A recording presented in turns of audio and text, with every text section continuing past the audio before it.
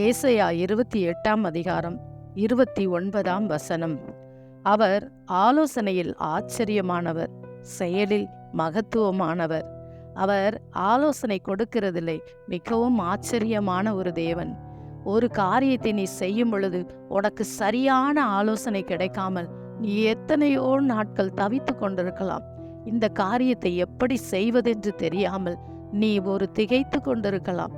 ஆனால் ஆண்டவர் கொடுக்கும் பொழுது அந்த ஆலோசனை உனக்கு அது ஆச்சரியமாய் இருக்கும். அப்படி ஒரு ஆலோசனை அவர் உனக்கு கொடுப்பார். அவர் ஆலோசனையில் ஆச்சரியமான தேவன், செயலில் மகத்துவமானவர். உன்னை செய்ய வைக்கிற ஒவ்வொரு காரியங்களும் உனக்கு ஆச்சரியமாய் இருக்கும். இப்படிதான் தேவன் உன்னை ஆச்சரியமாய் நடத்துவார். நீ கவலைப்படாதே, ஆலோசனை இல்லாமல் நீ திகைத்து நிற்காதே. தேவன் உனக்கு ஆலோசனை கொடுக்கிறார், நல்ல ஆலோசனைகளை கொடுப்பார். God bless you. கர்த்தர் உங்களை